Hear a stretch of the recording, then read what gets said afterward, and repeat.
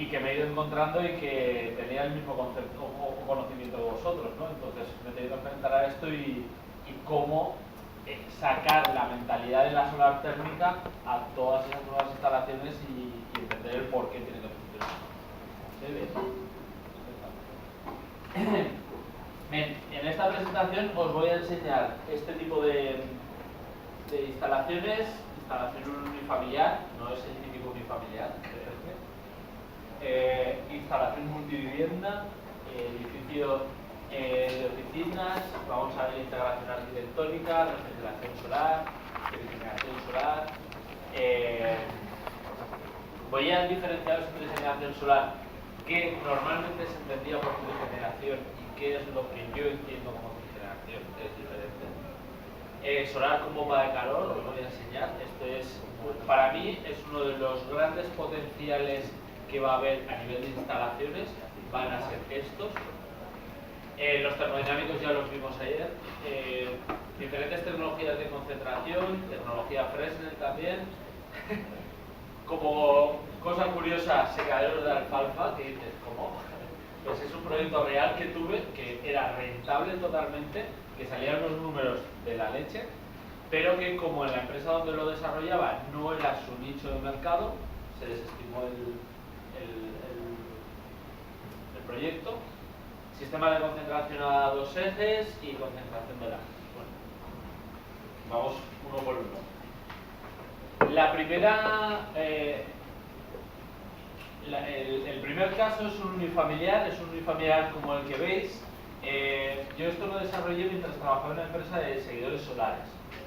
Justo fue en la época del boom, 2008 en España, sabéis que fue un año de rampa, ¿no? de fotovoltaica saco. En esa empresa de seguidores decían, pues si tenemos un seguidor, rellenémoslo por debajo y hagamos una vivienda. Y con el objetivo de que la producción eléctrica, como se primaba, pues pagase la hipoteca. De forma que con digamos que una inversión en esto de casi la casa se pagase sola. Sabéis que luego cambió la normativa un poquito, esto ya sería inviable como proyecto, pero esta casa se llegó a construir y está construida en Tarazona. En esta casa básicamente tiene diferentes cubiertas, bueno, pues para darle un toque que no sea solo una tienda de campaña y para que entre luz por el lateral, pero la particularidad de esta casa es que se mueve. Es decir, aquí tenéis un eje, este eje es el fijo y toda la envolvente se mueve con la paradoja de que tú llegas por la noche y es como llegues y al día siguiente sales por el otro lado. Lo más normal es que pienses que te han robado el coche. ¿Se entiende, no? O sea, es una casa cuanto menos curiosa. Ya si nos ponemos en plan,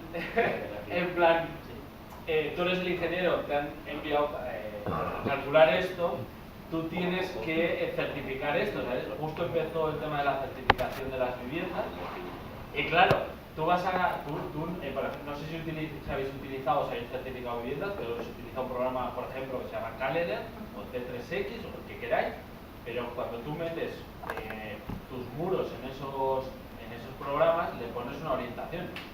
No considera que la casa se pueda mover, porque es un inmueble, ¿no? No es móvil. Entonces es casi imposible simularlo, entonces para simularlo, creedme que me costó bastante conseguirlo, pero al final lo llegué a simular. Pero previo a hablar con la gente que desarrolló el programa para decir, pero ¿qué me estás contando? Como que la casa se te va a mover, ¿no? Sí, se movía. Entonces, su objetivo era hacer urbanizaciones de este estilo para producción.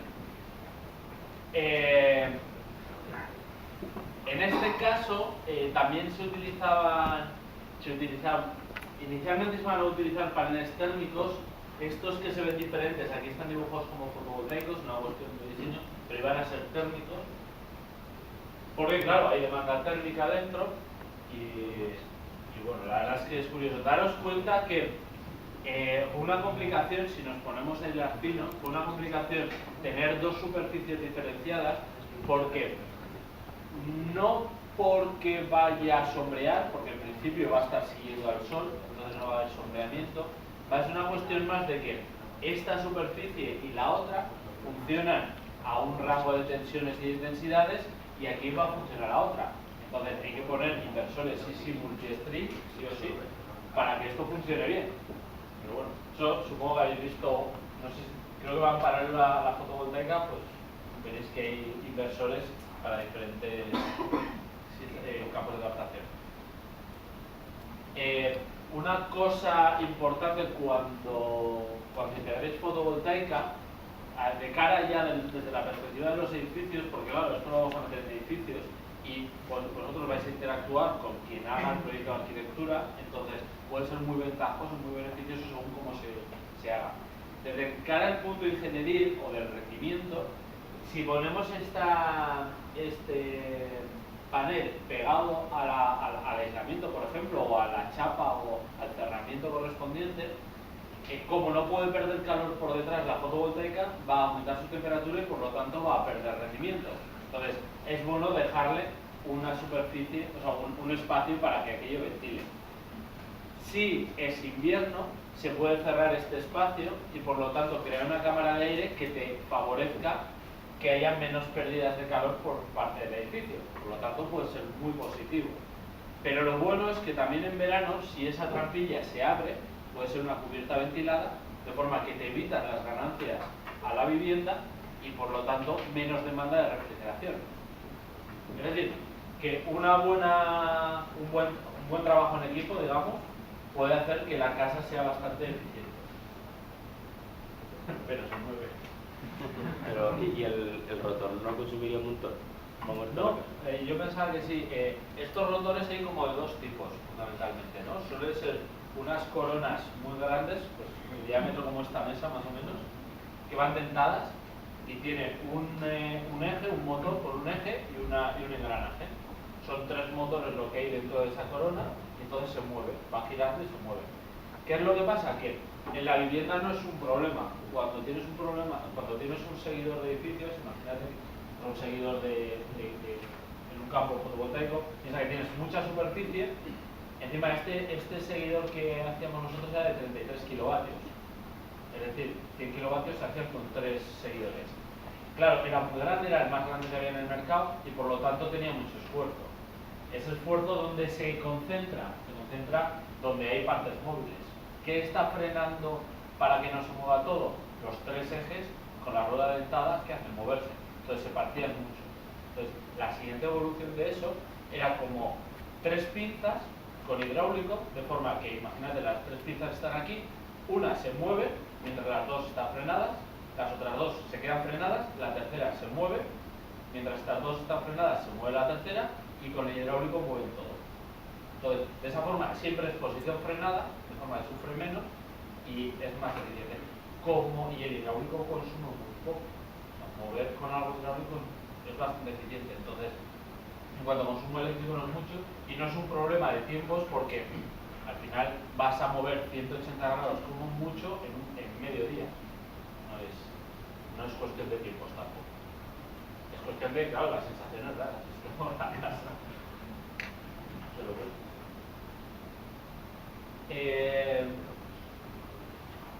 Luego también estuvimos desarrollando otro seguidor que este era para edificios y a 3 ejes.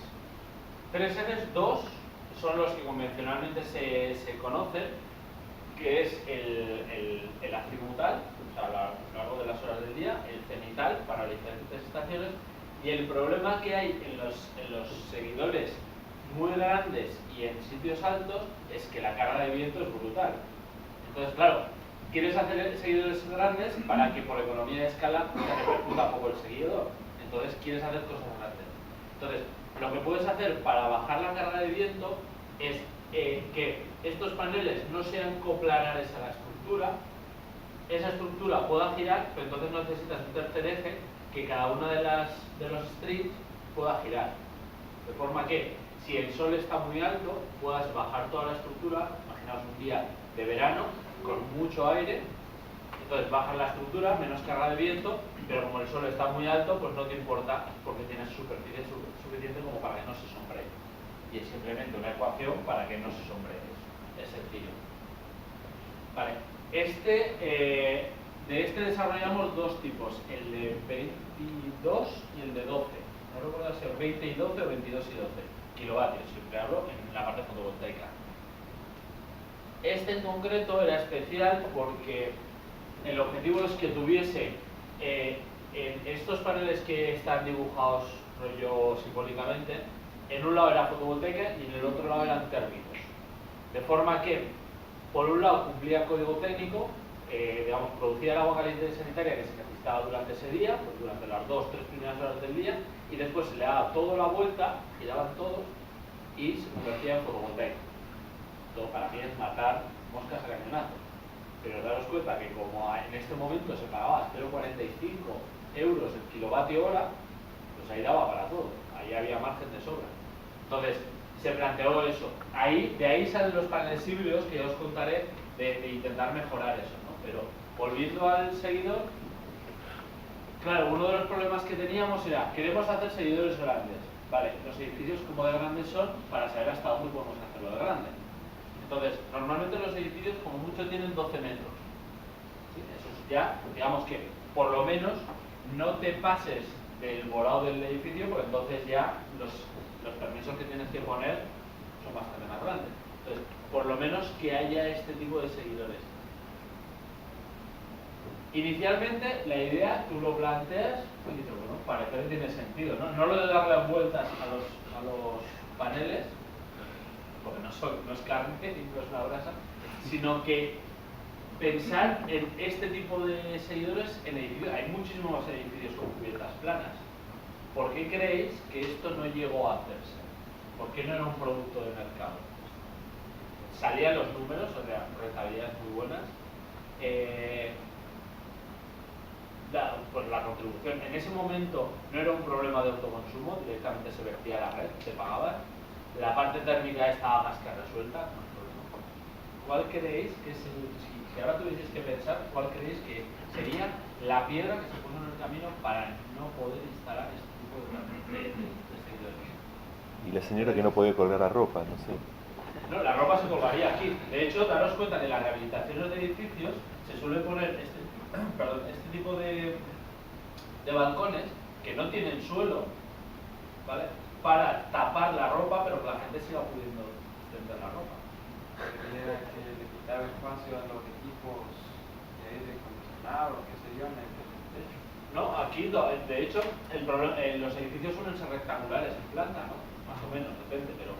Y aunque no fuesen rectangulares, ya solo lo que no ocupa el círculo en planta que mueve o que sombrea el seguidor, pues ahí te cabría. O sea, no suele ser un problema. Ya sería decisión un problema del propietario, que no quisiera. No, porque puede haber gente que diga, ostras, hago una inversión, la rentabiliza, porque económicamente salen las cuentas. Los forjados, no, en este caso, no sé si se ve bien, se plantea, imaginar que aquí por dentro hay un patio interior. Entonces hay 4 puntos de apoyo en esas 4 columnas del patio, pero después tienes otras columnas que es donde pisa el extremo de la estructura.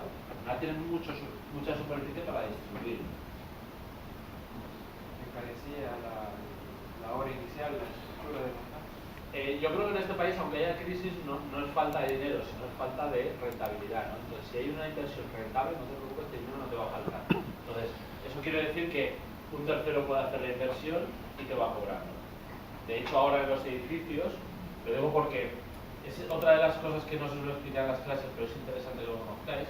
Tú cuando haces una promoción de un edificio, las instalaciones, sobre todo las térmicas, tanto las calderas, los paneles y tal, puede ser que lo haga el propio promotor o que sea una empresa tercera, una empresa de servicios energéticos, quien te hace la inversión. De esta forma el usuario ve menos coste de inversión, o sea, la vivienda es más barata, y después esta empresa que ha puesto las instalaciones le vende la energía al propietario. De forma que el usuario no lo paga al principio, pero acaba pagando a lo largo de la vida útil. Entonces hay un tercero que hace la inversión. Entonces, este es un modelo de negocio que a la solar le viene muy bien. ¿Por qué? Porque esta persona que hace la inversión de las instalaciones del edificio, si ahora con la solar es energía que cobra, pero que no gasta. Lo voy a hacer con un esquemita porque este modelo va a funcionar bastante. Cobra, pero no gasta. Bastante. Y nosotros tenemos casos reales de las grandes eléctricas planteando este modelo con nuestros paneles. O sea, imaginad si es real o no lo que os estoy diciendo. Imaginaos que tenéis el edificio con instalaciones, cada una de estas viviendas que cueste 1.000 euros el metro cuadrado. No sé, estoy desfasando en precios, ¿eh? No tengo ni idea si está esto. Si viene un tercero, dice, mira, yo te pongo tu caldera y te pongo unos panelillos y yo te vendo la energía a cada uno de vosotros y te voy a cobrar, este es el número real, 0,1 euros el kilovatio hora. Cuando normalmente, si tú en vez de comprar energía compras combustible, es decir, compras gas, pues te cobrarán 0,06 euros kilovatio hora. Es decir, igual tu inversión pasa de 1.000 a 800, ya digo, me estoy inventando estos números, estos no, y pagas menos, es decir, ostras, pues tengo que hipotecarme menos, viene bien, y luego pues ya voy pagando el resto poco a poco. Claro, tienes que saber que esto lo vas a pagar a unos 6-7 años máximo y que el resto del tiempo que tú tengas ese contrato vas a estar poniendo más dinero del que... Entonces tienes que ver a quién le pagas, al banco o al de la ha puesto las instalaciones. Pero no lo pagaría toda la vida. No toda, hay un contrato, pero no sé si suele ser por 20 años, pero por ahí. Entonces de hecho yo me he encontrado una auditoría que fui a hacer en Valdespartera. En el contrato pedían, ellos le hicieron la inversión por la sala de calderas, no por los paneles. Entonces en los paneles ellos tenían un contador que le aportaba calor al sistema, pero la empresa le vendía este calor de aquí. Entonces hicieron una reclamación porque no le estaban descontando estos. No es que lo estuviese descontando, sí le descontaba, pero ellos decían que ellos creían que las placas no estaban funcionando, porque ellos no lo estaban notando en el recibo de la luz. Claro, daros cuenta, es muy sencillo ver si a ti te repercute o no en el recibo de la luz. Si hemos dicho que la demanda laboral sanitaria es esta, y tú tienes unos paneles que más o menos hacen esto, de ahorro, más o menos junio, julio y agosto, la caldera no se debería encender. Si te pasan recibo de luz, o sea, de la caldera, ahí algo está pasando. Es decir, lo que pasaba en ese caso es que la producción de los kilovatios hora de los paneles se lo estaban cobrando a los vecinos, siendo que sí los paneles los habían pagado los vecinos. Entonces, lo que estuve haciendo yo es comprobar con un contador que tengo, que no invasivo, y eso significa que no hay que cortar la tubería para contar caudal y diferencia de temperaturas, con eso sabía los kilovatios hora y comprobaba que este contador funcionaba bien. Pero luego nos dimos cuenta que, aparte de ser un problema de contador, no mucho, pero lo era un problema de contrato, de que le estaban cobrando estos kilovatios hora y como ahí nadie decía nada. ¿Ves, no? Entonces que hay que tener cuidado con los contratos en este sentido. Entonces, claro, esto sí que es interesante según qué modelos, porque la propia empresa que hace la inversión quiere hacer la inversión de esto normalmente. Porque ellos te van a vender esto, pero consumen menos combustible si tienen paneles. Entonces, ahora bien, si les sale la cuenta de los paneles, ya te digo yo que van a invertir en paneles. Y esa es la clave, que salgan las cuentas. ¿Se entiende este modelo, no? Y estas, en español se llama S y en inglés ESCO. Entonces, lo digo para que no os confunda, es exactamente lo mismo. Empresa de Servicios Energéticos y Energy Service Company. Entonces, imaginaos que somos el del seguidor, hostia, te pongo un seguidor, te salen las cuentas, no necesitas dinero porque te lo pone un tercero. ¿Por qué creéis que no se puso esto? Es difícil sacar las funciones. ¿Alguna idea más que eso haya ocurrido? Claro, imaginaos que ahora estáis trabajando en una empresa, vuestro jefe os dice esto, como fue mi caso, y tú tienes que, además de desarrollarlo, intentar analizar posibles problemas que vayas a tener aquí, ¿no? El principal problema era que daros cuenta que esto se diseñó para que no sobrepasase la planta, pero los edificios, para que podamos hacer edificios más o menos grandes, necesitan patios interiores, ¿vale? Dentro del edificio, aquí debajo. Si no, haríamos edificios más estrechos y más largos, estilo Valdespartera. Valdespartera, si os dais cuenta, no tienen patios interiores. Eso además tiene un beneficio bioclimático, que es la ventilación cruzada y por lo tanto menos demanda energética del edificio. O sea, que es bueno esa parte, ese concepto, pero en la mayoría de los casos tenemos patios interiores. Entonces, tú no puedes poner ninguna instalación encima de ese patio interior. Entonces, o haces un seguidor que tenga un agujero aquí, entonces te estás quitando gran parte de la producción. Creedme que el patio interior era grande, entonces tienes que hacer un seguidor muy grande, ¿vale? Y te estás quitando una gran parte del núcleo central, más momentos de carga y demás. Entonces, esa tontería, darnos cuenta de que solo en el sector terciario, es decir, en edificios de oficinas, es donde no hace falta patios interiores, entonces se te reducía mucho el mercado, acabó quitándote, o sea, sacando de hoja de ruta este proyecto. Con todo esto que os digo es que vayáis un poco más allá siempre que penséis las instalaciones, os cuento casuísticas para que las podáis cruzar, ¿no? Y no se pueden tapar los patios interiores porque ya no hay ventilación, iluminación. Sí. Los patios interiores suelen ser para eso, para que haya iluminación, respirar. Puede ser que desde cero un edificio se pueda plantear así. No estoy seguro si constructivamente te darían las licencias, pero yo creo que sería posible, no lo veo descabellado. No, pues tal vez se podría considerar otra opción de estructura de soporte para los paneles, que dejara ventilar o por lo menos pasar luz entre medio, o sea, entre la altura que se tenga de la estructura. No era cuestión de no dejar pasar luz, porque también hay unos sistemas, de hecho es un ejemplo, lo veréis el día que vayamos a hacer la visita.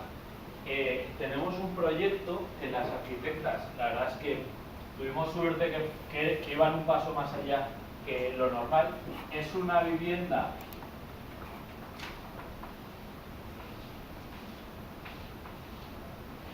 imaginaos, esta es la fachada, por ejemplo, sur, me da igual, este es el patio interior, aquí hay pues los tenderos y demás, y por aquí el problema es que no entraba mucha luz, sobre todo en esta parte de aquí. Entonces lo que se hizo fue un tubo que se llama Solatube, la marca que había en ese momento. Entonces por aquí entraba luz y por aquí tenías un pedazo de foco, o sea, que está muy bien. Lo que pasa es que no sé si compensa todo este tubo frente a lo que consigue. Lo mismo en LED y dándole la producción fotovoltaica, estoy seguro que producía lo mismo y hubiese sido más barato. Pero igual arquitectónicamente era mejor esto, yo ahí ya me pierdo, la verdad. Pero fue un proyecto, la verdad es que fue un prototipo, que la idea de los proyectos europeos es probar cosas nuevas que funcionan. De hecho, esto está entre el piso 2, el piso 1 y el piso 2. Y entonces da bastante iluminación. Pero solo para el patio, o sea, para el primer nivel de patio. Bueno, este tiene como 4 alturas, pues la mitad está iluminada y la otra mitad viene de arriba, o sea que hay un equilibrio más o menos. Y os digo esto porque aquí podríamos poner paneles inicialmente, pero tú no puedes poner ninguna carga que vaya volado. Por ejemplo, el mismo ejemplo son los aires acondicionados que se ponen en la fachada. Esto es ilegal, esto no se puede poner, la gente lo pone, pero no se puede poner, porque tú imagínate que dices, sí, es que mi instalador es cojonudo y me lo va a fijar bien, ya, pero bueno, y entonces esto se puede caer, entonces no nos podemos arriesgar a este tipo de cosas. Entonces tiene que haber un forjado entre medio para que no pueda caer. Que luego se cae el forjado, eso ya es otro problema. Vale. ¿No podría ser también una especie de, me imagino, un trenecillo que dé la vuelta, una especie de raíz que dé la vuelta al edificio por el interior y los paneles vayan, ¿no? Bueno, también se podría, o sea, ideas hay muchas, ¿eh? También podría ser que, imagínate, esto lo estoy pensando ahora, en ese momento no lo pensé, que tú tuvieses aquí tus paneles y podrían estar girados así y de repente girar como que te quedas así, ¿no? No sé estructuralmente esto, hay que analizarlo a ver cómo de bien o mal se comporta, ¿no? Cuánto cuesta, sobre todo. Seguro se puede hacer. También os digo, la evolución de la fotovoltaica, no sé si os ha explicado Ángel, pero estoy seguro que sí. En 2008, os pongo una gráfica real, ¿eh? En 2008 la fotovoltaica se pagaba 4,5 euros.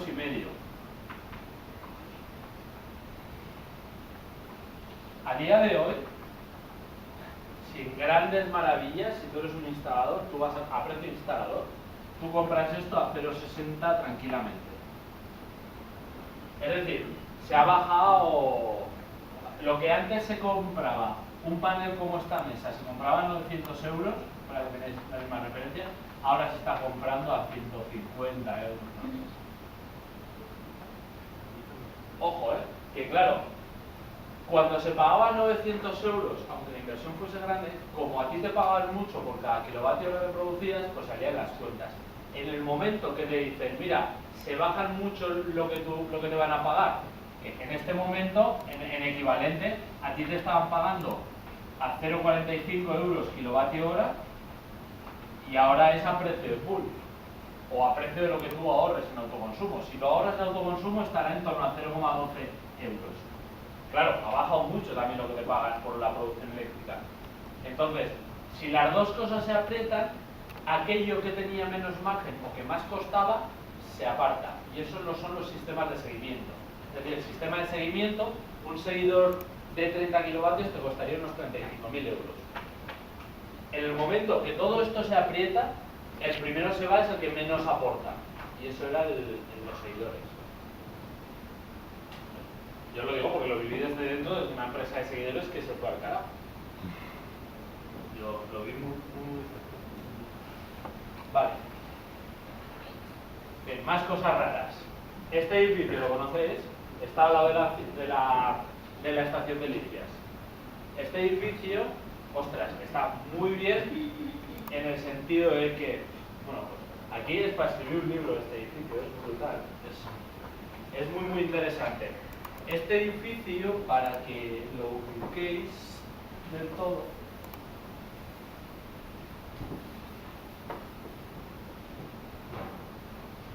es como está. Aquí estaría la estación de Licias, aquí está el huevo este que sale, y aquí está este edificio, tiene 3 aerogeneradores aquí. Luego, no sé si conocéis también los edificios de Topía, que están aquí, más o menos. Entonces, esto es el sur, si no recuerdo mal. Este yo creo que es el sur. Si no, o sea, al final este vértice de aquí, que es lo que me importa, está al sur, ¿vale? Entonces, este edificio, si os dais cuenta, esta fachada de aquí y esta fachada de aquí tiene fotovoltaica, que es los paneles negros que veis aquí. Todo esto es fotovoltaica. En la cubierta también tiene fotovoltaica. Entonces ya como integración está muy bien. El que llevaba digamos, el ingeniero jefe de este proyecto hizo el mismo máster que vosotros y le llevé yo el trabajo de fin de máster. Entonces, como teníamos un potencial aquí brutal de sacar datos, estuvimos sacando datos durante casi un año y fue el trabajo precisamente de todos esos datos, y este se consiguió que fuese edificio de energía, o sea, de emisiones cero. Es decir, que en cuanto a la producción eléctrica, los kilogramos de CO2 que se ahorran, más todas las estrategias pasivas que hay y demás, al final se ha ahorrado bastante. Y hay mucho, si alguno sois arquitecto y os gusta, no sé si os lo expliqué, si yo creo que sí el otro día, que yo siempre aplico 3 pasos: reducción de la demanda, integración de renovables y eficiencia energética, ¿no? El primer paso, este edificio es clarísimo. Y ahora os explico un poco cómo. De hecho, veis que todo esto, que es la entrada a garajes, esto al final es una entrada de aire, ¿vale? Y una salida. Mejor dicho, esto es la salida. Tienen la parte fotovoltaica, tienen la parte fotovoltaica arriba, y Y yo pongo este edificio siempre como ejemplo porque a priori tú dices, vale, una fachada fotovoltaica, pero esa fachada fotovoltaica tiene muchísima más cosa que lo que inicialmente se ve. Por ejemplo, el edificio se comporta así. Al igual que en las instalaciones solares, los edificios también siempre los planteo, sobre todo aquí en Zaragoza, que o tenemos invierno o tenemos verano, pero ni primavera ni otoño, ¿vale? O hace calor o hace frío. Entonces, estos dos modos de entenderlo te van a hacer bastante fácil la vida. Porque el problema que tenemos en España a la hora de diseñar un edificio es que no tenemos la suerte de Alemania, que lo aíslas y ya está. Aquí si lo aíslas, en verano te puedes. Entonces, sí, como es más difícil, te ayuda a pensar más e ir un poco más allá de cómo diseñar el edificio, ¿no? Y aunque no seáis arquitectos, cuando trabajéis con un arquitecto, podéis aportarle mucho de cara a análisis de edificios, ¿no? ¿Cómo se comporta este edificio? El edificio realmente es como si empezase aquí. Esta es la envolvente del edificio, ¿sí? Esta es la fachada solar, la que habéis visto. Entonces, si vosotros analizáis un panel fotovoltaico, os daréis cuenta de que imaginaos que esta es la fachada, este es el panel fotovoltaico, le llega la irradiación, producirá un 15% de electricidad, pero el resto, pues más o menos un 5% se refleja y el 80% lo está perdiendo en forma de calor, la mitad por delante y la otra mitad por detrás. 40%, 40%.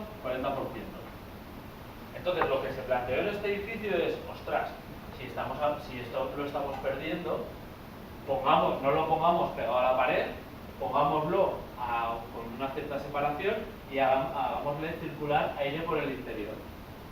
De forma que calentaremos este aire y ya no lo metemos directamente al edificio, sino que ya lo metemos un poco más caliente, e incluso si ese aire que viene por aquí lo metemos por el sistema de climatización, el sistema de climatización va a consumir menos. Porque imaginaos el aire. Voy a empezar a hablar desde el principio. Hay invierno, aire a 0 grados, por ejemplo, temperatura a 0 grados. Entra por lo que se llama un tubo canadiense, que es unos tubos enterrados en el terreno. Como el terreno estará a unos 10 grados, pues este aire se calienta, imaginemos, hasta 8 grados. Una vez que está a 8 grados, pasa por toda la fachada del edificio, que suba hasta 15 grados, por ejemplo. Esto está tapado, esos 15 grados vienen por este es el ascensor, viene por dentro del ascensor y se mete en la climatizadora. La climatizadora calentará desde 15 grados hasta 25, en vez de desde 0 hasta 25.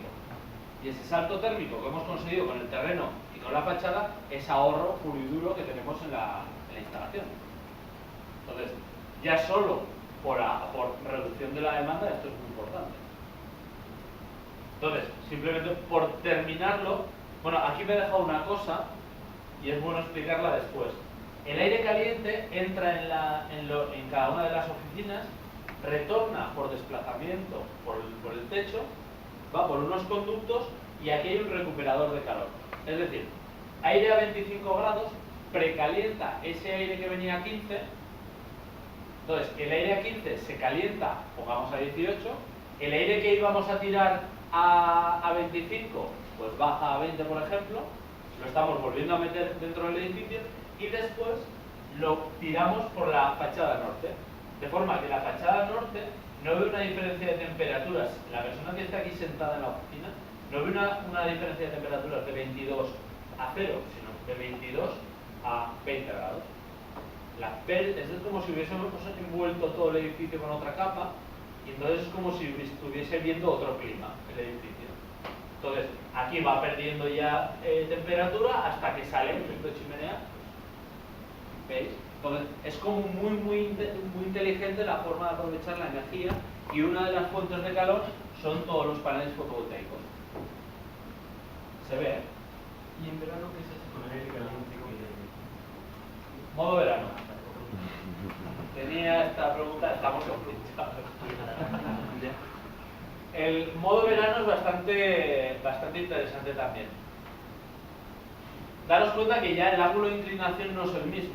está muy bien pensado para el invierno, que a esta fachada le va a dar mucho calor, pero en invierno, el sol, o sea, en verano el sol está más alto, entonces la superficie efectiva que ve de esta fachada es muy pequeñita, o menos. Entonces, obviamente también produce menos electricidad. Pero bueno, en verano, pensemos que en el exterior tenemos 35 grados, por ejemplo. Pasamos otra vez por el tubo canadiense. El tubo canadiense, que la temperatura ahora en verano está a unos 15 grados, pues le va a robar calor. Entonces ya lo estamos preenfriando. Entonces, en vez de ir por la fachada para que se nos caliente, vamos a ir ya al... Recordad, estas son las rejas que habéis visto. ¿Sí? Entonces, va a la climatizadora de esos 28 grados que hayamos bajado a los 20 de impulsión para que lo notemos fresco, pues lo hace la climatizadora. Y después se impulsa por desplazamiento a cada uno y se hace la recuperación de calor, porque imaginaos que nosotros queremos meter calor, o con el aire podamos meter calor, o mejor dicho, con el aire que sale estaríamos tirando frío. Pues en vez de tirar frío, el aire caliente se precalienta también en este recuperador, aunque no se vea bien esquematizado. Entonces es algo que aprovecha además. Y toda la envolvente, que es lo que nos interesa en cuanto a fotovoltaica, tiene unas aperturas aquí y unas aperturas aquí y hace efecto chimenea. De forma que todas las ganancias solares que vienen por aquí realmente se tiran para arriba. ¿Vale? Entonces es como si todo el edificio, a efectos prácticos, estuviese como sombreado. Entonces las ganancias solares no existen. Y luego en la cubierta lo mismo, la fotovoltaica que hay, aquí tiene una especie de lamas que se abren y hace efecto chimenea. Entonces se tira todo para afuera. Entonces yo lo que os digo es que si algún día tenéis que poner térmicos o fotovoltaicos, esto especialmente para la fotovoltaica integrada en edificios, que la parte térmica de la fotovoltaica la utilicéis como una doble cubierta. La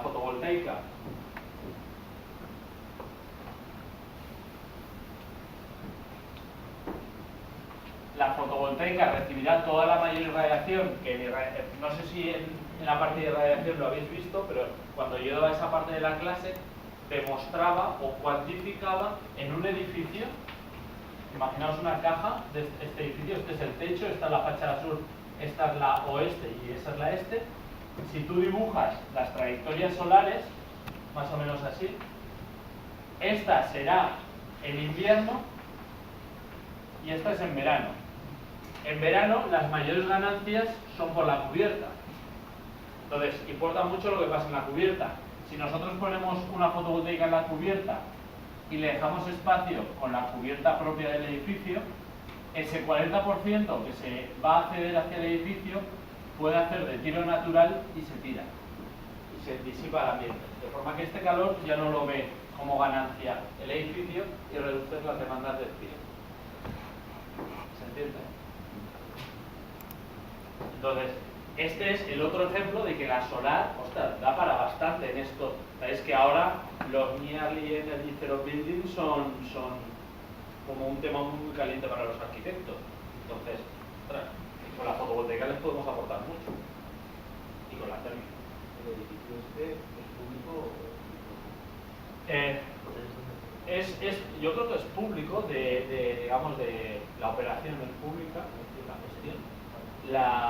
Creo que la construcción fue Acciona, no estoy seguro, pero Acciona está invirtiendo mucho en esto. Y lo que es un semillero de empresas. No es que estuve haciendo prácticas, en verano estoy haciendo prácticas para una empresa solar que estaba aquí en una zona y me dijo que le había preguntado para unos artículos sobre la solar del techo y que actualmente no estaba. No está en funcionamiento ni la solar ni los aerogeneradores. Date cuenta que están parados. Claro, los cálculos que se han hecho son en base a los datos reales del edificio de climatización y si funcionase la solar y los aerogeneradores, claro. Porque el problema de que no funcionen no es una cuestión técnica, es una cuestión administrativa. Entonces, Endesa todavía no da el punto de conexión y para que os hagáis una idea, esto se construyó en 2011 o 12, por ahí. Bueno, pero no está funcionando porque Endesa aún no. Efectivamente, es una cuestión puramente administrativa. Sí, sí. Y lo De hecho, yo cuando estaba esto en construcción, hablando con la ingeniería le decía, pero bueno, pero esto cuánto tiempo, porque los aerogenerados se montó prácticamente antes que el edificio, una de las primeras cosas. Decía, joder, pero ¿por qué lo ponéis ya si el edificio todavía está construido? Y decía, porque es que esperamos que en 6 meses se conecte. O sea, cuando algo que parecía pesimista de que en 6 meses se conecte, 4 o 5 años después sigue sin conectar. ¿Eso porque la administración pasa o porque No, porque Endesa pasa. Y como es un oligopolio, en este caso un monopolio que está ahora, pues pueden hacer lo que quieran. Ese es el problema real de todo esto. ¿Molinos de Sí, no cuántos? estoy haciendo amigos, pero es así. ¿Eólicos de cuántos son? ¿Eólicos de cuántos son? Sí, yo acostumbro a no callarme las cosas, ya no sé cómo. Con la boca por el pelo. No, sí, ¿los eólicos de cuánto eran? Ostras. De 600. No más. No recuerdo la fecha. Son 3, es de eje vertical. Ah, de eje vertical. Sí. Sí, porque además está bien que sea el eje vertical porque ahí es una zona donde en las zonas urbanas sabéis que hay más turbulencias, entonces el cambio de la dirección del viento es más probable, ¿no? Entonces el eje vertical lo bueno que tiene es que le da igual por donde, o sea, se mueve antes frente a cambios de dirección.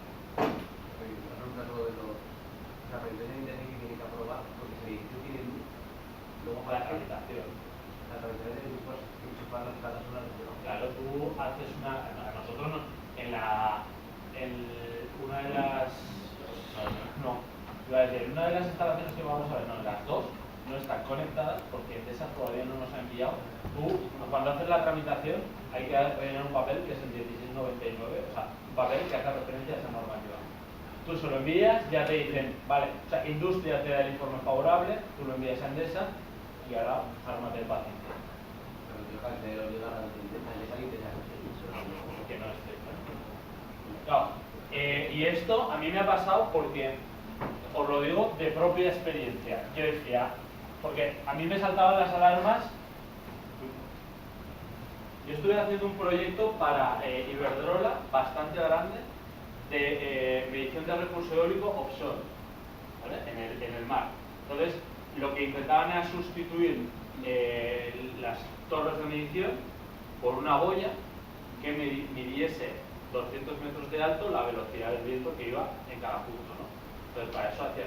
Entonces yo decía, pero si Iberdrola, en nuestras casas, Iberdrola Endesa, cualquier eléctrica, nos cobra con este contador los kilovatios hora, y a partir de aquí hacen caja, cualquier eléctrica, esto es, quiero decir, esto sí que es normal, que están vendiendo cosas, pues cobran euros, lógicamente.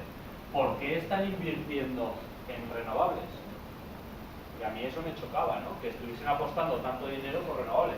Y entonces lo entendí muy claro, porque Iberdrola o Endesa y demás tienen sus propias centrales de generación.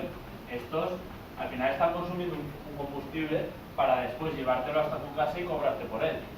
Si ellos, o sea, aguas abajo de este contador, tienen un aerogenerador que les produce, unas placas que les produce, reducen la cantidad de combustible que utilizan para llevarte esto aquí.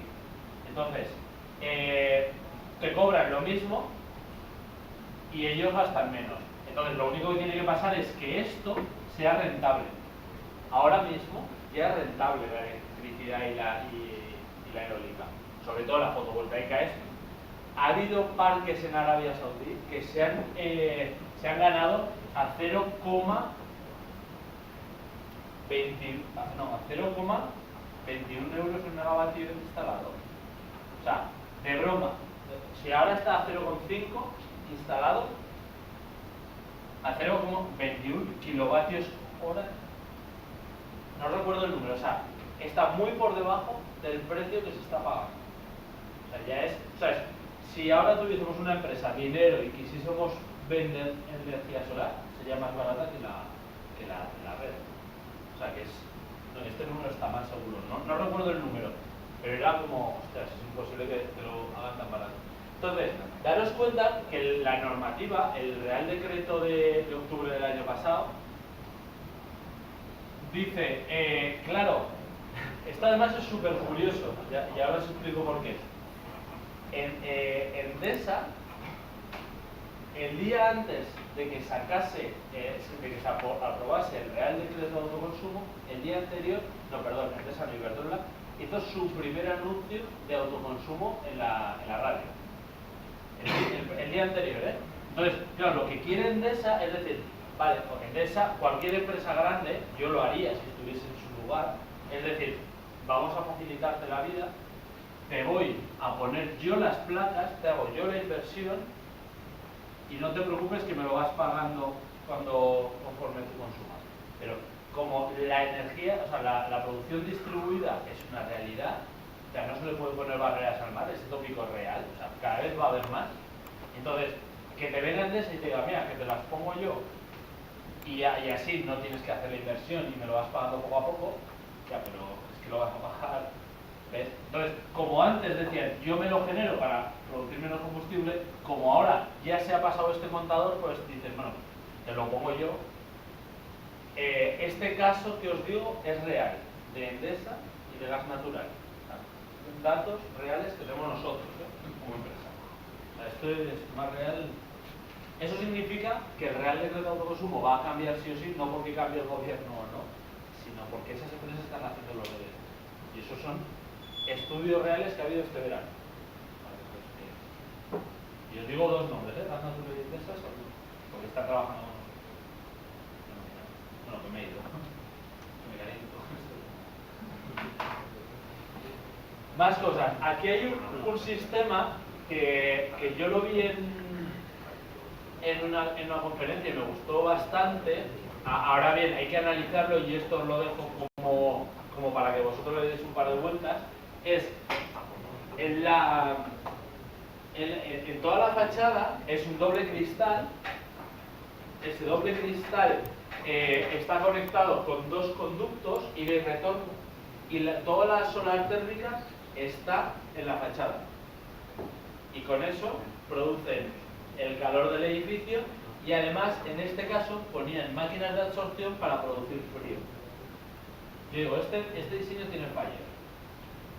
Os planteo que le deis un par de vueltas al tema para ver por qué tiene fallos. Hay que darle un poquillo, pero yo os lo dejo aquí. Si a uno le echa un vistazo y no llega a la solución, me decís. Pero tiene fallos. Conceptuales, que es lo que importa. Y para eso os voy a dar una pista. ¿Vale? Refrigeración solar. Esto es uno de los sistemas que os voy a contar cómo conseguí mi primer trabajo. ¿Vale? Esto, yo cuando terminé la carrera, bueno, un poco antes, dije, vale, ¿yo a qué me quiero dedicar? A mí me gustaba la solar.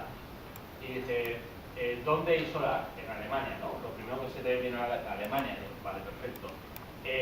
Cogí a un Erasmus que había aquí, que nos íbamos mucho al monte juntos, y le dije, macho, mira, voy a enviar unas cuantas cartas a empresas.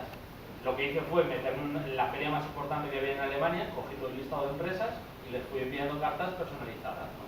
Todo 2006, o sea, 2005. Y, claro, algunas me contestaban y yo les tenía que llamar. Yo en aquel momento alemán no tenía ni papa. Entonces le dije a mi colega del club de montaña, oye, ¿puedes llamar por mí? Entonces conseguí con eso 2 citas aquí en España con 2 empresas. Y yo decía, vale, yo de solar pues tengo poca idea, quiero ir a aprender. Pero claro, la empresa también quiere que haga algo. Entonces, lo que decía es, yo cuando voy a la empresa la analizo un poco y veo qué cosas le podría aportar. Y a una de ellas, de las 2 que me reuní, una que me pareció la que más feeling me daba, la anterior, la noche de antes de ir allí a Madrid, dije, voy a buscar cosas y encontré la refrigeración solar. Yo no tenía ni idea de qué era esto, pero me gustó el título, ¿no? Dije, pues yo le voy a proponer refrigeración solar. Bueno, ¿y por qué analicé esto? Porque yo decía, mira, claro, si en España esto, digamos, os lo estoy traduciendo de una forma amigable. El perfil de consumo del edificio es más o menos así, es decir, esto recordad que era el agua caliente sanitaria y esto la calefacción. Si yo me paso de poner paneles, ¿qué hago con esta demanda? Entonces, ¿podríamos hacer algo con esta producción de calor en el edificio.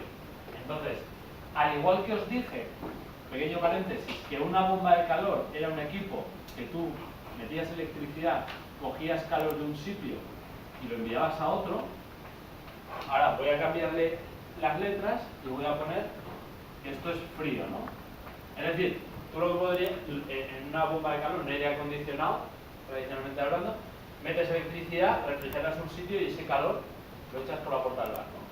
Asociando a aquello que decíamos. Una máquina de absorción o absorción lo que hace es tú le metes calor del sol para refrigerar una estancia y la tiras a otro sitio. Es decir, aquí estaría el frío y aquí estaría el calor. De forma que si lo pensáis, si un edificio tiene una demanda de frío, que por ejemplo fuese esta, o sea, es decir, en positivo son las demandas de calor, en negativo sería la demanda de frío. Si yo esta demanda de frío la puedo cubrir con aporte térmico, al final es como si le doy la vuelta a esto y me convierte en un perfil de carga que es así. Es decir, yo tengo un perfil de carga ahora que es este, que si lo simplifico para que se vea mejor, he convertido en que un edificio, la suma de agua caliente sanitaria más calefacción más refrigeración salga un perfil que es más o menos así. Entonces, si yo tengo una producción solar que es así, la contribución solar del edificio es brutal. Tengo problemas en estos dos momentos, pero son pequeños y son picos, ya veré qué hago con ellos. Pero claro, puedo escalar mucho la instalación y estoy haciendo como la cuadratura del círculo, ¿no? Entonces, así es como conseguí mi primera entrevista de trabajo, porque todos los que habían entrevistado era el único que le había aportado algo diferente de lo que normalmente estaban hablando. Y la segunda razón por la que conseguí la entrevista de trabajo os la contaré cuando os dé el método de la servilleta de papel. Porque al final es un método que tú estás en la barra de un bar con una persona y rápidamente a tu amigo que tiene una casa en el pueblo, que su abuela quiere conectarse paneles, rápidamente le puedes decir 2 paneles, 3 paneles, 10, 20, de una forma muy sencilla. Entonces, a mí en esa entrevista de trabajo lo primero que hicieron fue ponerme un polideportivo y me dijeron, ¿tú crees que esta instalación es grande o pequeña? Grande. O sea, me la jugué, ¿no? Pero si hubiese tenido ese método, yo ahí hubiese estado mucho más seguro a la hora de decirlo. Y esa es lo que os voy a decir, la que os explicaré, ¿no? Entonces, fueron las dos claves para irme a trabajar a esta empresa. Entonces, esto es, o sea, esta es la introducción a la refrigeración solar. ¿Cómo funciona la refrigeración solar? Pues un poco, ya os lo he dicho aquí, ¿no? Volviendo al esquema, de principio sería, yo tengo mi máquina, hay dos tipologías, la absorción con D y la absorción con B. Las dos es una caja negra que tú le metes calor, ahora vamos a dibujarlo así, el calor solar, tú lo que consigues es refrigerar y disipas el calor a través de una torre de refrigeración que al final es este calor, esto es un balance energético, este calor es el calor solar más el frío que está sacando. ¿Vale? Estas máquinas de absorción son mucho anteriores a las máquinas o sea, las bombas de calor. O sea, las bombas de calor son del siglo XX, o sea, del siglo XX, ¿no? O sea, de 1900. Y las máquinas de absorción son de 1800. Las máquinas de absorción se utilizaban en los barcos. Claro, los barcos no les importa mucho el tema pasta, sino necesitan enfriar, ¿no? Entonces, lo que conseguía el barco es que en vez del calor solar era el calor de los motores, lo metían a esas máquinas, conseguían refrigerar las cámaras de pescado y tiraban todo por la chimenea. Entonces, aprovechaban el calor residual del motor. Y es una tecnología muy sencilla. Entonces, hay dos tipologías, la absorción con D y la absorción. Y la regla es muy sencilla. La absorción tiene un líquido que se mueve por aquí y que al final es la que se junta o separa del refrigerante. Y la absorción con D es un sólido en la cual ese refrigerante se adhiere. O sea, una es absorber y otra es adherir. Entonces, la absorción se adhiere y la absorción se absorbe. Es fácil, ¿no? Entonces, os voy a poner un ejemplo de cómo funciona una máquina de absorción.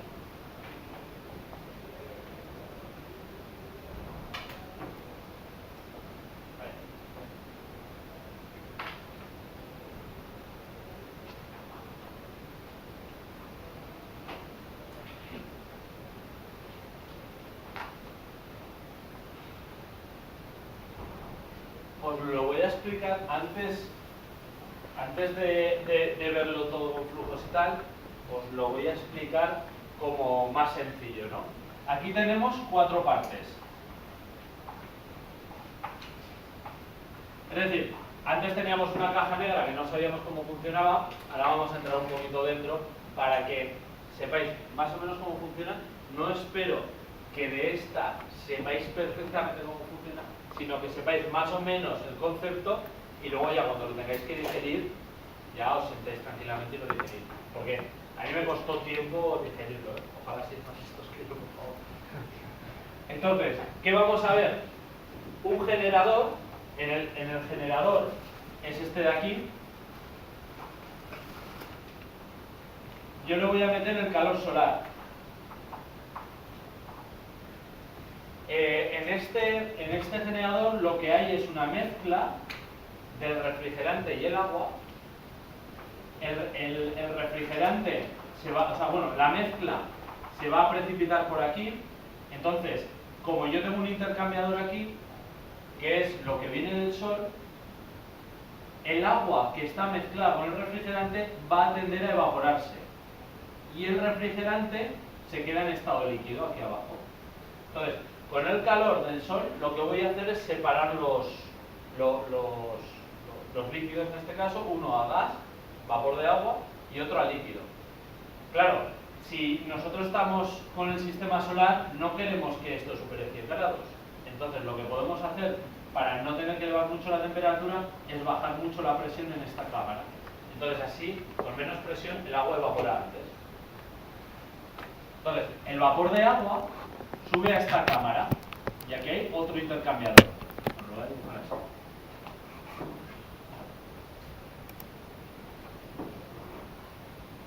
Entonces, el agua sube a esta cámara y cuando se mezcla con este otro intercambiador, lo que acaba haciendo es precipitar. Es decir, aquí el agua transfiere el calor a este circuito que va a salir por aquí. Este es el calor. Esto ahora no nos vale, pero lo termino de dibujar. Entonces, este agua que viene aquí en estado de vapor y se acaba condensando, se lleva a través de una válvula de expansión, igual que las bombas de calor, a esta parte de aquí y se precipita. Lo que hemos conseguido es que si esta temperatura ya es más o menos, o sea, ya ha cedido todo el calor de la evaporación que hemos visto y esta ya hemos conseguido bajarla, el agua al hacerla pasar por una válvula de expansión, es decir, cambiar mucho su sección, va a bajar mucho su temperatura. Y por lo tanto, al precipitar agua a baja temperatura por un intercambiador, el agua que circule por aquí se enfría. Entonces, estamos robándole calor. Es decir, si por aquí me entra agua a 12 grados, puedo bajar a 7 grados. ¿Sí? Voy a dibujar más fuerte las flechas.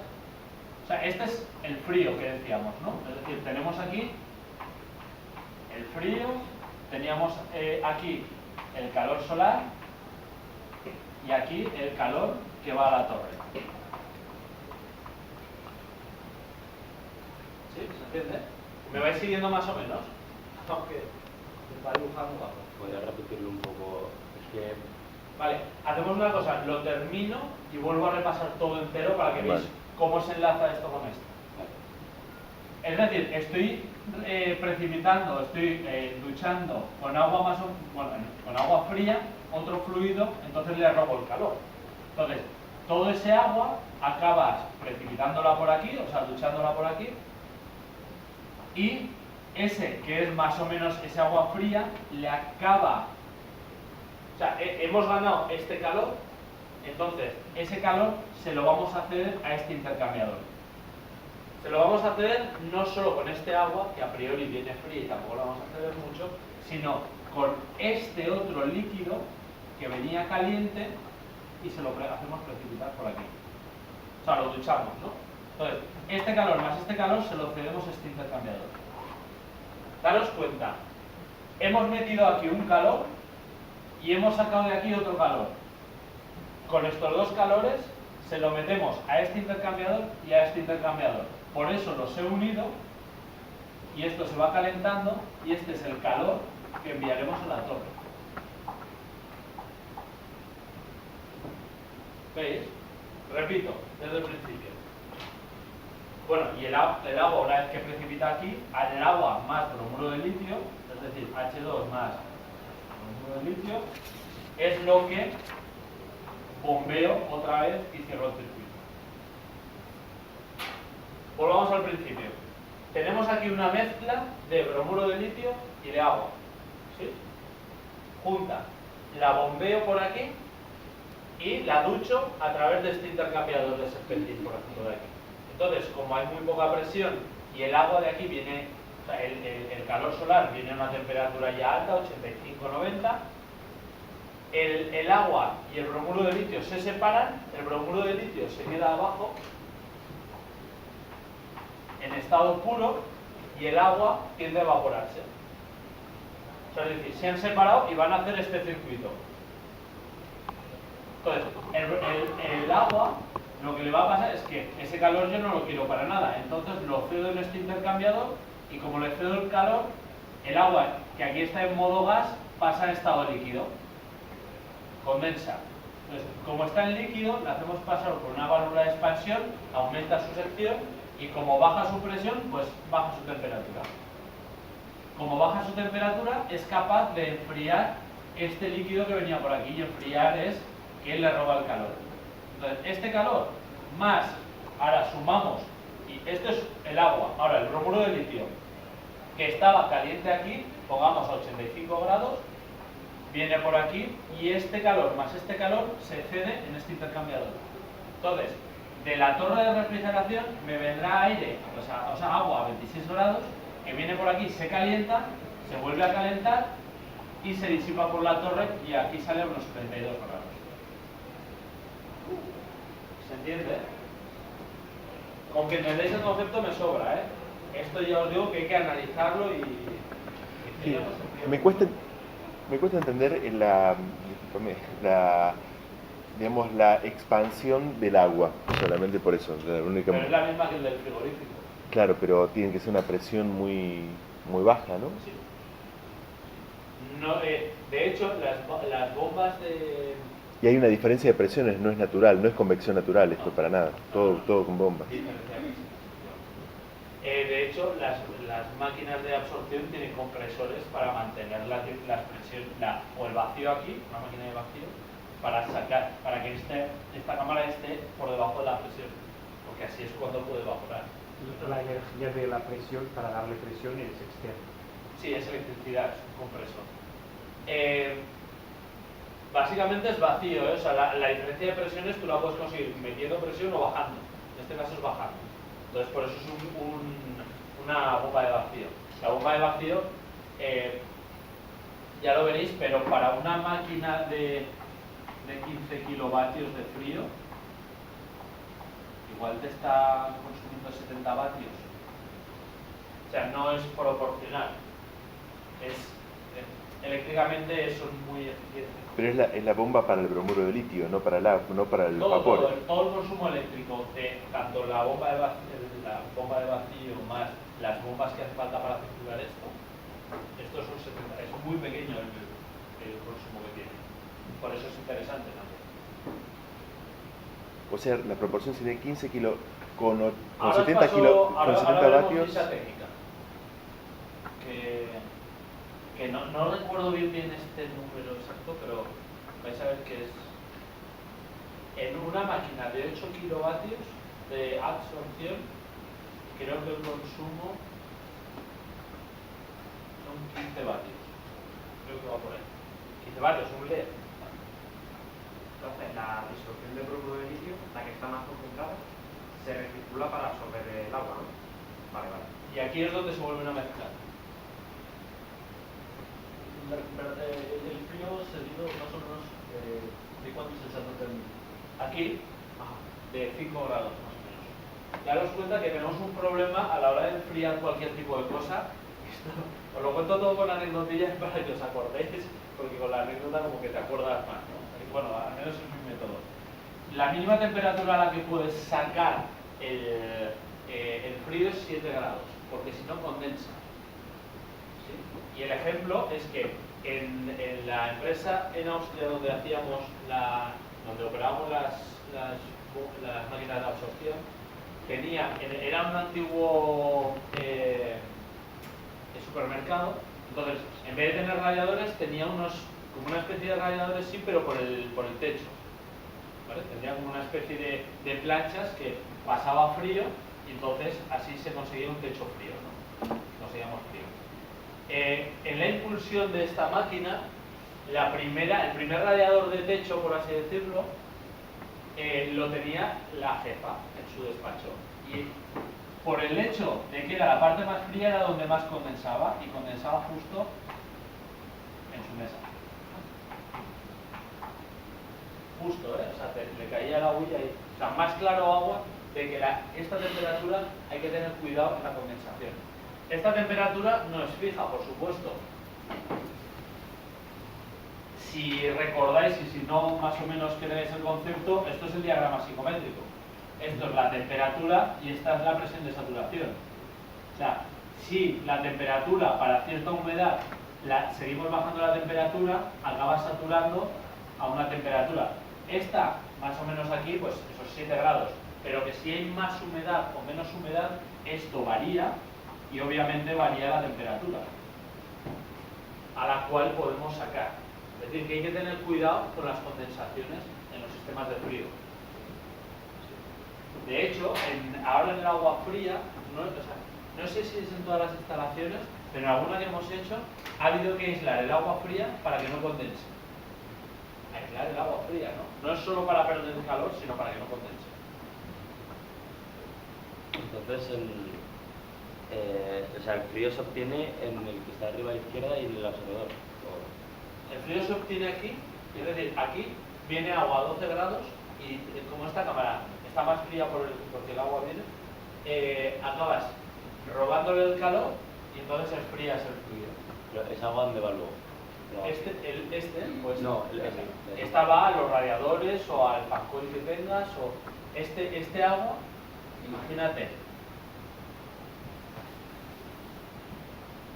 Tenemos una tubería que nos está viniendo a 7 grados y puede ser que haya una especie de radiador con un ventilador y entonces si tú haces circular aire a 20 grados por un circuito que circula agua a 7 grados, entonces le estás robando calor y aquí igual sale a 15 grados.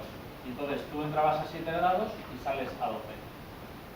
Entonces puede ser por ventilación como estos sistemas de aquí.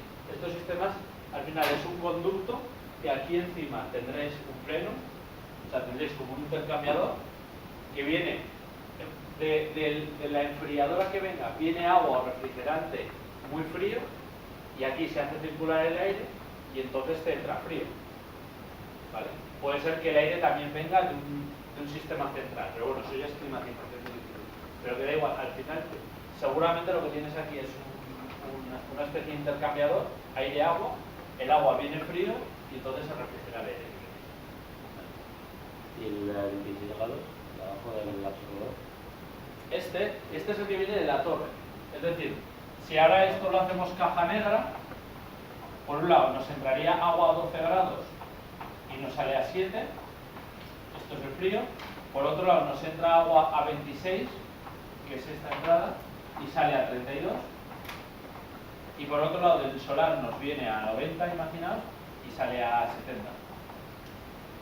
Entonces el problema que tienen las máquinas de absorción de cara a la tecnología solar es que trabajar de 70 a 90 grados la temperatura media es muy alta y por lo tanto su rendimiento baja. En comparación, las máquinas de absorción con D pueden empezar a trabajar a partir de 65 grados y tienen 65-45. Temperatura media ya no es estos 80, sino que es 55. Para la absorción y absorción. Entonces, claro, de cara a trabajar con solar, alguien diría mejor la absorción, porque trabaja a menos temperatura media. Pero claro, también tiene menor CO. ¿Vale? Ahora os explicaré esto por no... Bueno, ya que estoy enfrascado. Básicamente os comparo la absorción con la adsorción. El objetivo, imaginaos, son refrigerar 10 kilovatios de frío.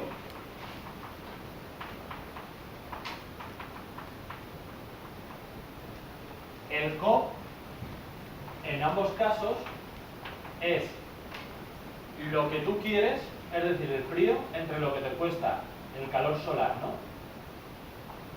En la máquina de absorción, el COP suele ser 0,7, en la de absorción 0,6. Eso significa que el calor solar que yo le tengo que meter en la absorción es los 10 kilovatios entre 0,7, que saldrán... ¿Tenéis calculadora? Móvil. ¿Cuánto? 14.28. Pues aquí le tenéis que meter 14,28. Y si el COP es de 6, de 0,6, perdón,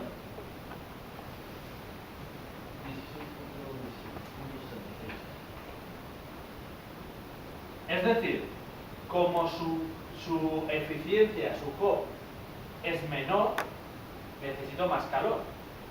Pero claro, este calor lo consigo, borro esto,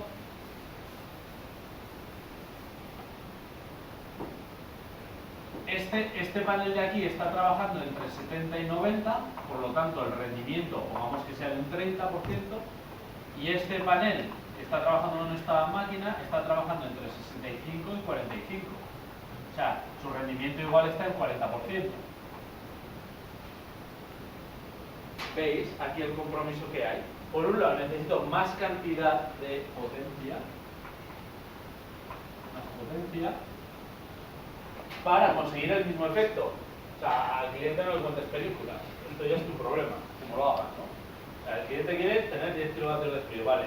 ¿Utilizo esta máquina o esta? Esta es más eficiente en cuanto a potencia, pero luego tengo que trabajar con la solar que tiene menos rendimiento. Por lo tanto, la siguiente pregunta es ¿cuánta superficie necesito aquí? Porque si tengo menos rendimiento necesito más cantidad de paneles.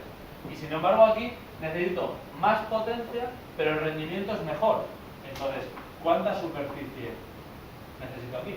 Esa es la pregunta. ¿Qué es más conveniente en este caso? O sea, ¿tener más superficie, menos potencia? Depende de tus necesidades. Es decir, porque ahora esto os lo he explicado de una forma sencilla. Ahora bien, tú como ingeniería dirías, mira que tengo otra variable, puedo poner un tipo de panel u otro. Aquí le puedo poner un tubo de vacío y aquí un colector plano, o también un tubo de vacío. ¿Cómo afecta eso?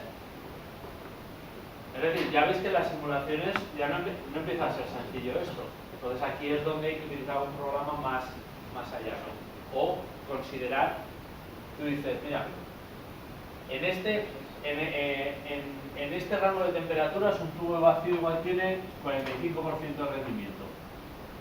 Un colector plano tiene ese 30% de rendimiento. ¿Vale? ¿Cuánta superficie necesito aquí? ¿Cuánta superficie aquí? ¿Y cuántos euros me cuesta cada uno? ¿No? Entonces, ya haciendo esas, para que no tengas que utilizar un programa muy complejo al principio, te recomiendo que pongas la situación más desfavorable, pues la máxima demanda, las condiciones de trabajo reales para esa demanda, entonces sacas las condiciones de trabajo de los paneles para todas las tipologías que te plantees y a partir de ahí sacarás tu conclusión. Entonces, puede ser casos en los que te interese no ocupar mucho espacio, por lo tanto te interesa más rendimiento, y hay veces que te interesa menos inversión y te interesa algo así. También os digo, en refrigeración solar, el único caso que yo he hecho de mercado, de que alguien se lo haya instalado, no porque sea un proyecto europeo, sino porque él lo quería comprar, era un suizo en Marbella. El único caso en España, ¿eh? Entonces, claro, eso quiere decir que esto es caro. Y esa es la conclusión final para vosotros. Esto es caro. ¿Cómo de caro?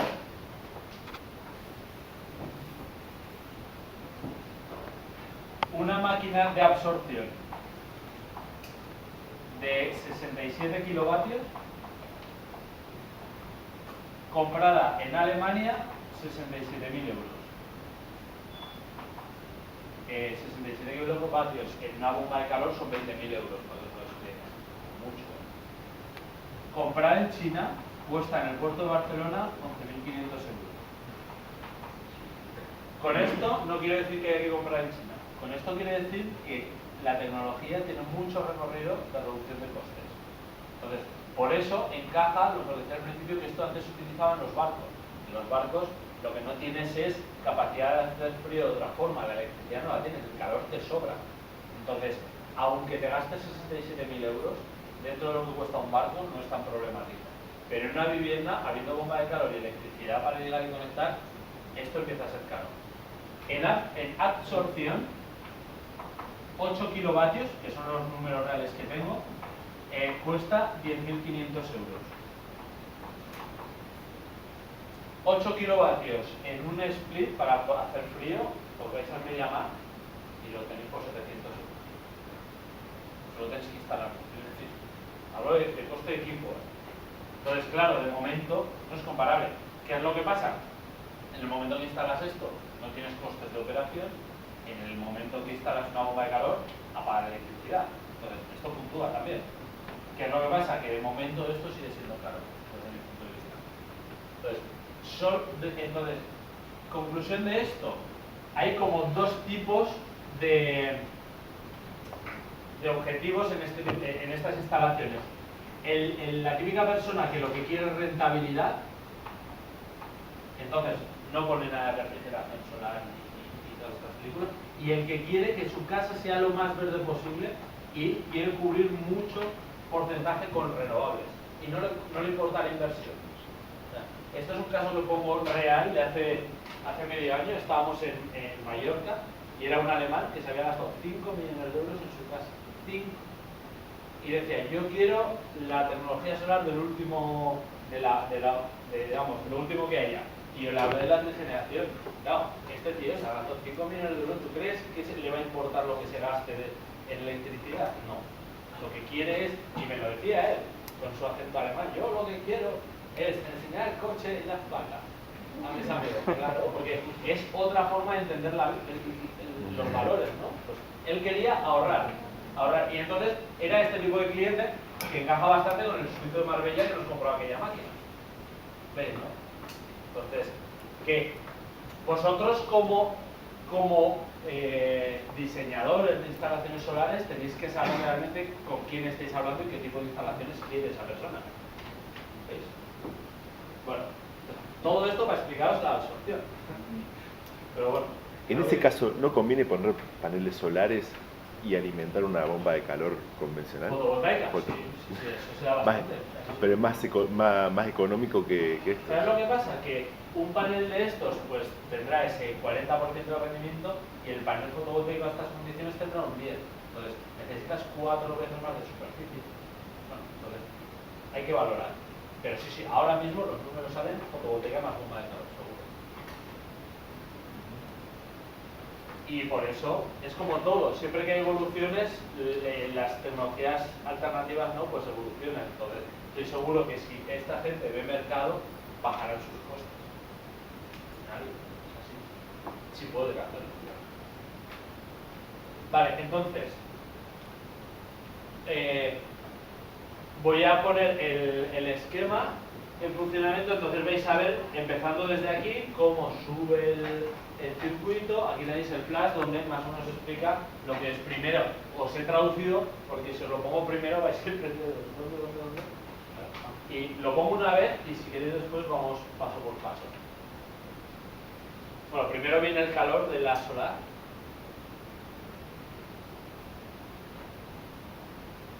Se impulsa el bromuro de litio, mezcla, aquí es donde se separa vapor y bromuro de litio.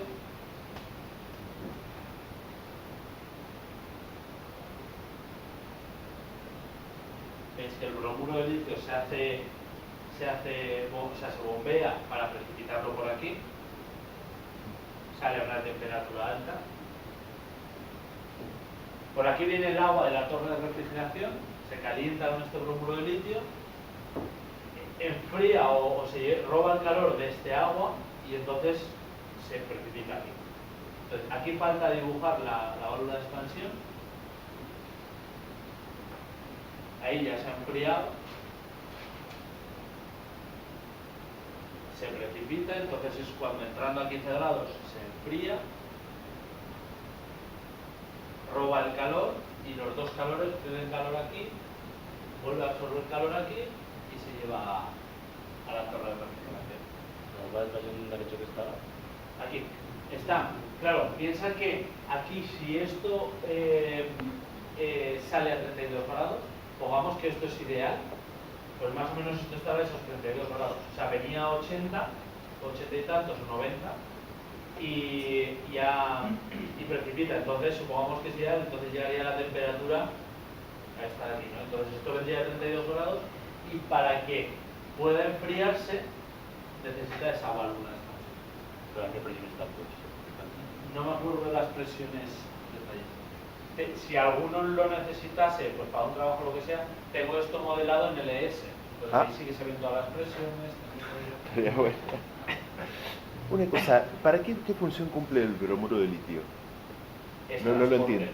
¿Cómo? Transporte de calor, nada más. ¿De dónde? ¿De dónde a dónde?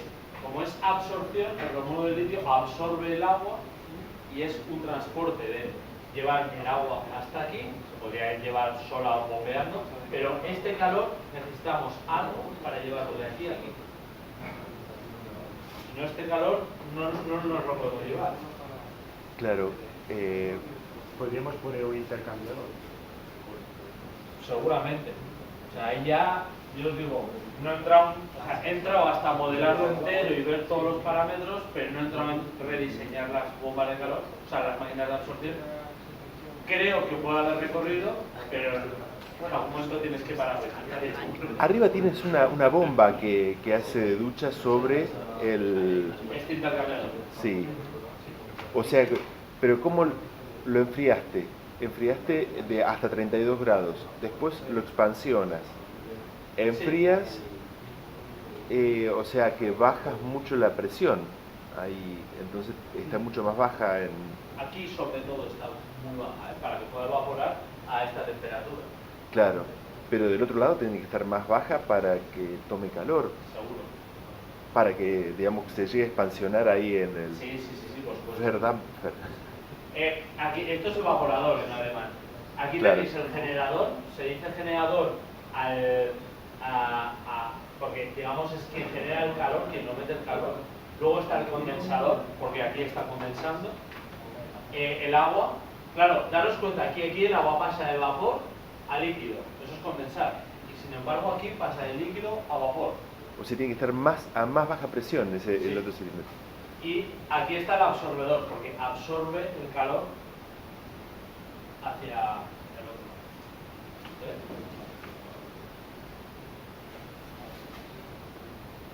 ¿Se entiende? Más o menos.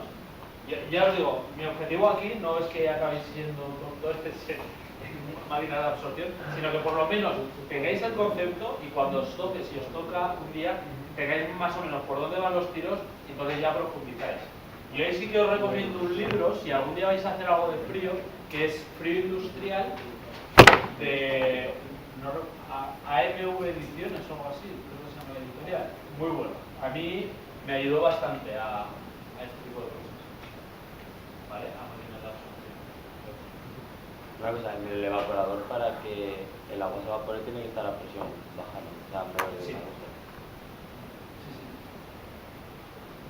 Ya os digo, si alguno queréis entrar más en detalle, os puedo pasar el modelo NS y veis los... ¿Y el tamaño de esos equipos? Porque me imagino por las temperaturas, por las presiones, tiene que ser gigante, digamos.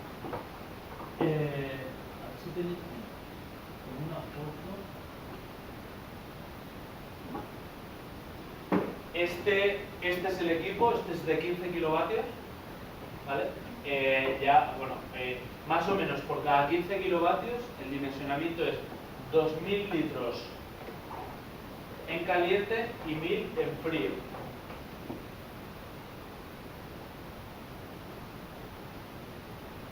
No estoy seguro.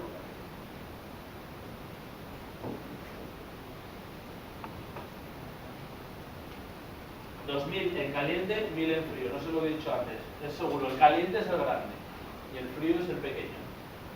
pero una relación 2:1 en depósitos y para 15 kilovatios 1000 litros de frío.